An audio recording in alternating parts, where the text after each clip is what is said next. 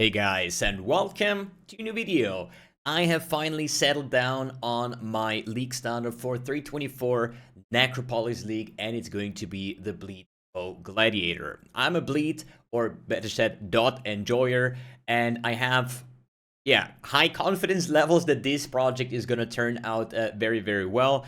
From the beginning, from the campaign over the early mapping, getting 4 void stones into the end game, and also capable of doing uber bosses, hopefully at some point.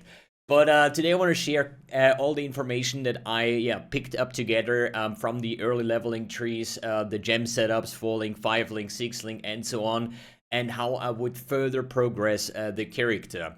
But before we go into the kind of like bleed portion of the video, I want to share my thought process on actually picking my league starter. And therefore, I'm going to pick my list here that I shared like 2 days ago or something with my potential league starters, right? These are the ones where I said, hey, I can see myself league starting those.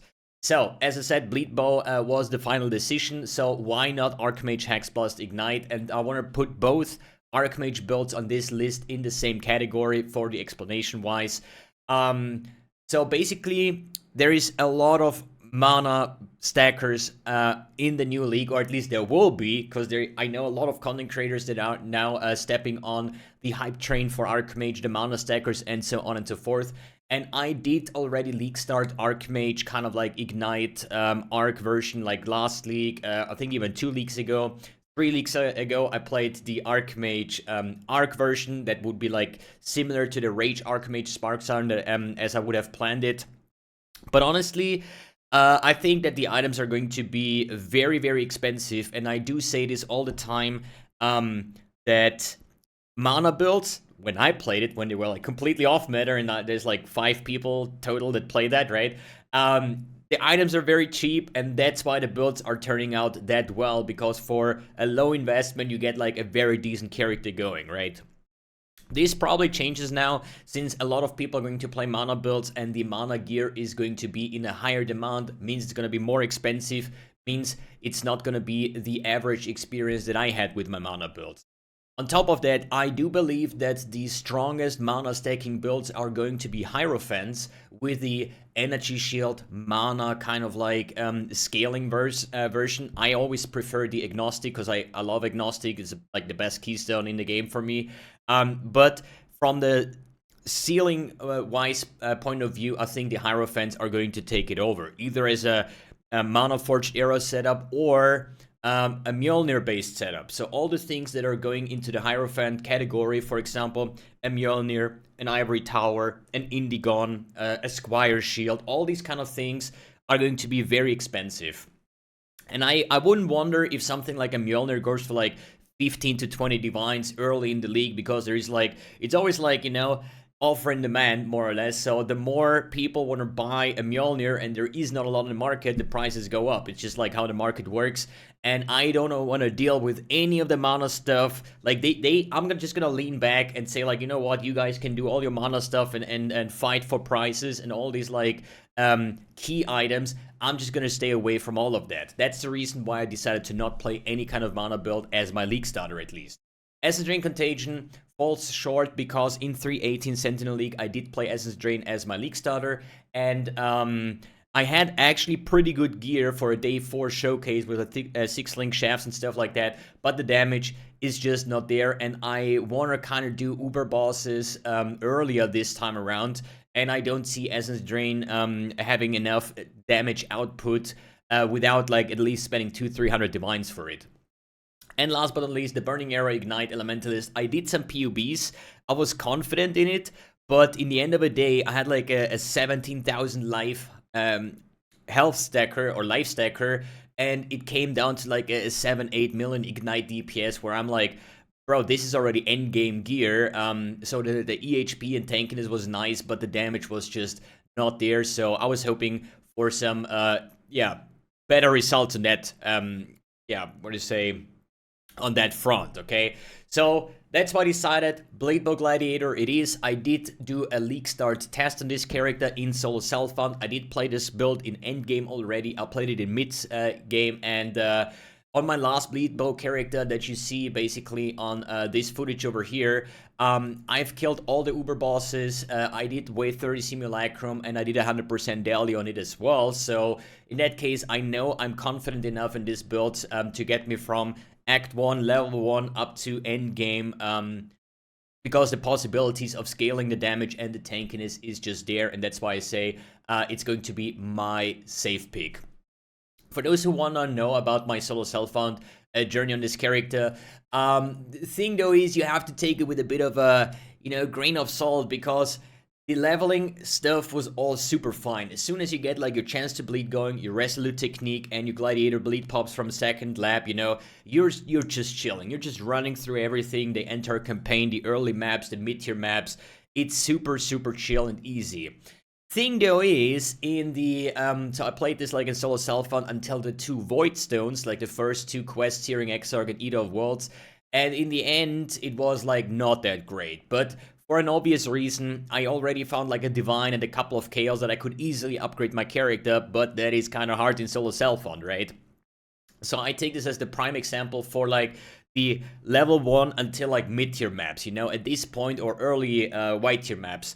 At this point, you definitely have access to trade and a couple chaos to upgrade your character, and you will have way, way, way better results than what I had on my solo self-found run, because I'm just not a solo self-found player. I'm like not knowing any of the big vendor recipes and what your upgrade path is. For me, it's always the same. I'm playing Trade League since like 7 years straight, right? For me, it's always I farm currency, I invest into my character, I farm more currency, I invest more. So this entire solo self-found thingy is like a different kind of playstyle, and that's why I felt that my character felt a bit short on the solo self-found department in the red tier maps, right?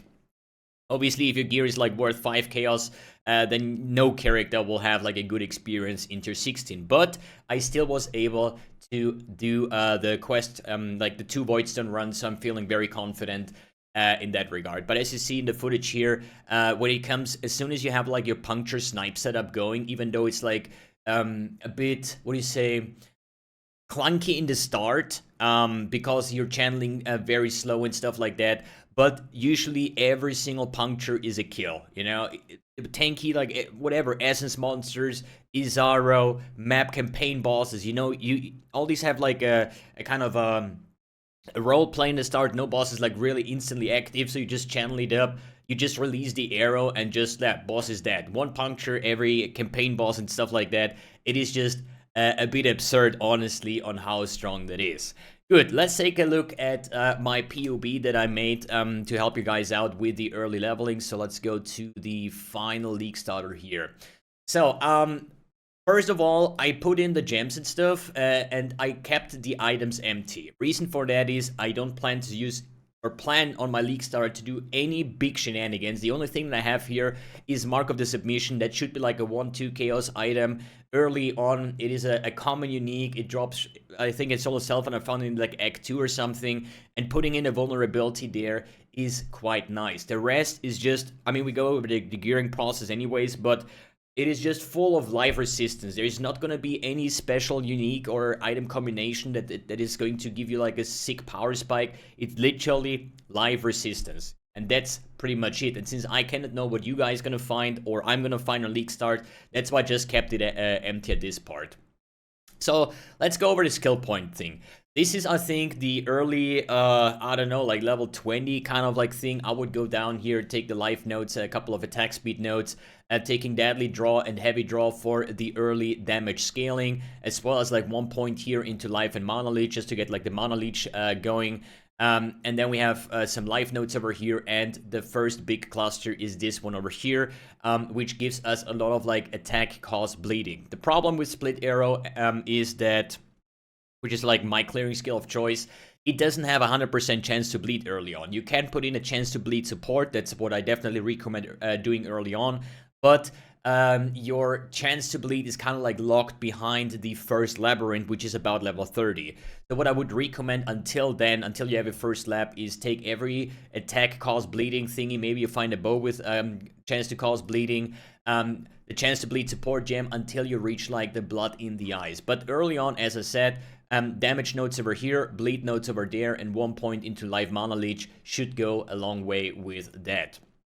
Then the level number 2, which is basically enables our aura setup. So we take some aura mana reservation efficiency over here and over there. This is like our primary source of that. So we not plan to use any enlightens early as league starter, right? Because they're probably going to be very expensive. But the first thing that I would do is rushing the Resolute technique. So what does change from tree 1 to tree 2? Basically, we get more bleed nodes on the top left side, and we get the Resolute technique, as well as adding some mana reservation efficiency. So then we can use Determination, War Banner, Herald of Purity, and Flesh and Stone. While Flesh and Stone is like the least priority at this point, because this is more like of switching stances later on for the Arena Challenger charges. At this point, you should be able to get your first lap going somewhere in like Act 3 or something, right? And then it gives you 50% chance to cause bleeding, and that will pretty much solve everything from the chance to bleed over here, and 50 over here, and this is probably when you can drop your chance to bleed support for something else. Then moving on to leveling tree number 3. This is basically when we then branch out more into a couple more dexterity nodes, some spell suppression. With the spell suppression is Lucky Keystone, Mastery over here for some little tankiness, some Avatar of the Hunt for more movement speed damage over time, the Mastery over here with Claws and Chain with immune to bleed or poison, whatever you prefer. I'm probably gonna go probably bleed. Well, I'm pretty sure I'm gonna have a bleed flask, but maybe poison, because early on you're not gonna have access to any like big chaos rest. It's more like suited for endgame, so poison can be very annoying early on. Then going up here, taking like more life nodes. Here as well, I want to mention that the cannibalistic rite increase damage with skills that cost life. Reason for that is we're taking the mastery where your skills cost life instead of 30% of mana cost. So it's going to be a split, 30% is life cost and the other 70% is mana cost. So it's going to be easier for your mana sustain. But since we're now spending also life, not only mana for our skills, we can use the cannibalistic rite to get the increased damage with skills that cost life, as well as like taking here the Vanquisher with a more maximum physical and here life and reduced mana cost, which gives you an easier time sustaining the mana cost of Snipe and Split Arrow and stuff like that. And then the last level tree that I've put here, which is like, I think like level 80 or something, 82. This is basically then branching out to, yeah, the Veteran Soldier, Relentless, and the Constitution thing over here. So this is basically the tree that I will use myself and provide to you guys. And then there is always like the flexible part of point of view, right? For example, we have intelligence dex nodes over here. We do have intelligence dex node over here. So if you're lacking either, if you find a bow with like high dex requirement and you have no dex on your gear and these couple points are not enough, then basically just take the expertise. You can also respec points over here and take those 2 and remove those 4 points here, right? So you're gonna have like a little bit more dexterity, because the bows are gonna have like 160, 70 or something dex requirement. Easy solution to get that going. If you wanna, I think Puncture even has an intelligence requirement. Let me quickly check. We have Snipe, Puncture. Yeah, Puncture has an intelligence requirement. So easy access to 30 int node, easy access to a 30 int node over here as well. For like the early stats. Strength is not going to be a problem. We're going to have plenty of strength to use everything since we're going on the left side of the tree. Next up, jewels. I did not put in any jewels here because I usually never find any good jewels in the campaign or something. Or, you know, it can be there, but you have the choice of 1, 2, 3 and even 4 jewel slots very early with like 1 or 2 point investment, or even 3 point if you want to branch out to the large clusters here as well with using a normal jewel in there, right? So there is plenty of stuff where you could pick jewel slots if you find a jewel. I personally never find them, and I don't see a reason of spending 2 points for a jewel slot if they stay empty, so I ditch that as well. And if you're on a point where you say, dude, I didn't find any jewel slots and I'm fine with my dex requirement and with my intelligence requirement based on my gear, then you can still like skip all of that and just branch down here and get like something like Heart of the Warrior, or you can go up here with Discipline and Training, or you can fill up the life notes over here. So that's why I say it's like the flexible part, because This would also be the point of view where you say, how much currency did you make? What upgrades can you buy? Do you already have spell suppression on your gear? So you're gonna like put away the spell suppression cluster over here and maybe go up here for Mage Bane and Reflexes, and then maybe like the spell suppression mastery. That's why I say this is also like, how much currency do you have? How much can you invest? And what will be the further progress? Will you have cluster jewels at this point? Will you have other jewels? And this is like the part where I just recommend like just subscribing to my YouTube channel. I'm gonna do updates on a daily base. What the progression of my character is. I cannot like what do you say, estimate the prices of certain items. Maybe the timeless jewel is gonna be cheap. Maybe the large cluster is gonna be cheap. Maybe nothing is gonna be cheap, and I still have to stick to a classic no cluster jewel setup or something like that. So let's take over to the skills. Clearing skill is going to be the split arrow, and I think heavily to favor chain, vicious proj, and cruelty as my 4 link, and then adding like brutality and volatility as my 4th and 5th and 6th link. For puncture, it would be snipe, puncture, vicious, and volatility, just to like get this like lucky rolls and just one-shot everything. And then I would add like something like brutality and deadly ailments for the 5th and 6th slot over here. Then for the helmet, or any like 4 link, basically, is gonna be our aura setup. It's Determination, Herald of Purity, Flesh and Stone, and War Banner, and all of these work without any form of Enlighten, just with our base mana reservation efficiency on the tree.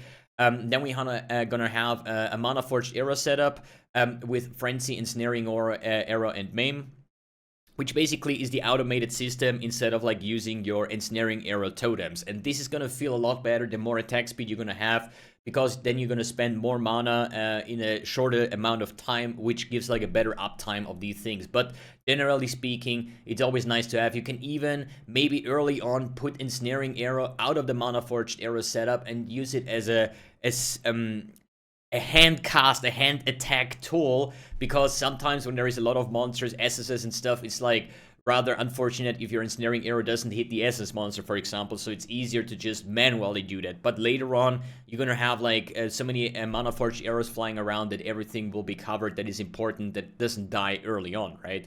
Then I put in here automate thingy that's not in a PoB yet, but I want to automate Molten Shell, Enduring Cry with the automate support. And then we're going to have one movement skill, which is going to be Frost Blink and not Dash, just because while you're channeling your snipe, you can Frost Blink and still remain channeling, while if you dash, it will cancel the snipe, then dash, and then you have to like start over again. So it's very nice to like load up your snipe, and if a boss or any monster is just walking away or out of screen, you can just Frost Blink towards them and then have a higher chance of hitting that massive puncture.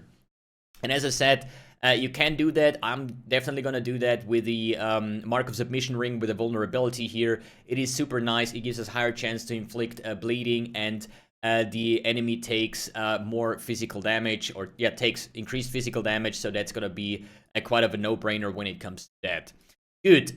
When we talk about the endgame setup, and this is like the big question, I did already work on an endgame kind of like version of a bleed bow, but now we're talking about 100 to 200 divines investment. It's not a mage blood setup in that case, but in the end of the day, there is like a cluster jewel setup with like battle hardened and master the fundamentals, like rend, wasting afflictions for more damage, could also be more life, basically on how I'm feeling with the tankiness department.